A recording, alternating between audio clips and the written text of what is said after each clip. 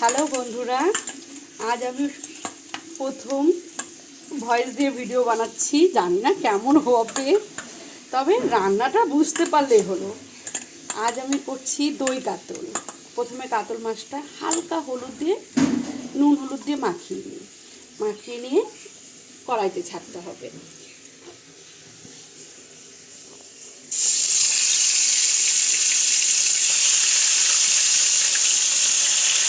মাছটা খুব বেশি ভাজবো না, তাহলে কড়া মাছে দই কাতল ভালো লাগবে না। সামান্য অল্প ভাজবো। এই মাছটা ভাজা হতে হতে চলুন তৈরি করে নিই এর জন্য কিছু মশলা। আমি এখানে দুটো পেঁয়াজ আর 5-6টা কাঁচা লঙ্কা, কয়েকটা গোটা মশলা, একটা শুকনো লঙ্কা আর একটু জিরা। লঙ্কাটা আমি তুলে রাখলাম। এখন আমি অ্যাড করব সেই পেঁয়াজ কাঁচা লঙ্কা বাটাটা। পেঁয়াজটা খুব ভালো করে ভাজতে হবে যতক্ষণ না এর থেকে তেল ছেড়ে দেয় এবং কাঁচা গন্ধটা দূর হয়। এখন আমার মশলা অ্যাড করার পালা। এখানে আমি সামান্য আদা রসুন বাটা আগেই আমার তৈরি করা ছিল, সেটা 1 চামচের মতো দিয়ে দিলাম। এর সাথে এখন দেব সামান্য একটু হলুদ, 1 চামচ ধনের গুঁড়ো, 1 চামচের মতো জিরা গুঁড়ো আর একটু লাল লঙ্কা ফর কালার। এগুলো যাতে পুড়ে না যায় তার জন্য আমি মিক্সি ধোয়ার জল দিয়ে দিলাম। এরপর আমি এর মধ্যে অ্যাড করব 1 চামচের মতো কাজু বাদাম পেস্ট। 1 বা 2 চামচই দিলাম, যেহেতু আমার মাছটা বেশি।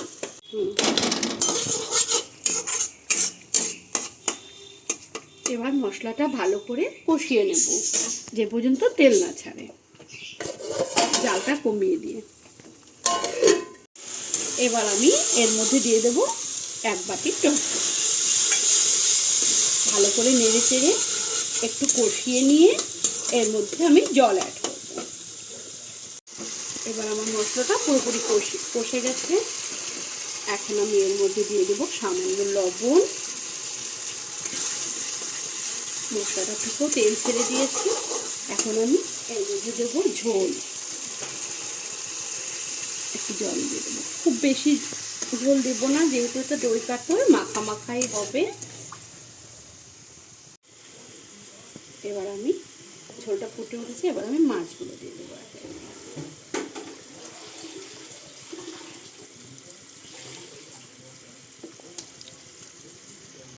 মাছটা আমার প্রায় হয়ে গেছে। এখন আমি একটুখানি গরম মশলার গুঁড়ো, 4-5টা, 2টো কাঁচা লঙ্কা চেরা,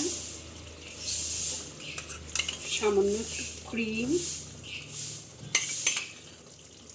এটা না হলেও চলবে, তবু বেশ একটা টেস্ট আছে। আর একটু পেঁয়াজ ভাজা দিয়ে 5 মিনিট ঢেকে রাখবো। তৈরি আমার দই কাতল।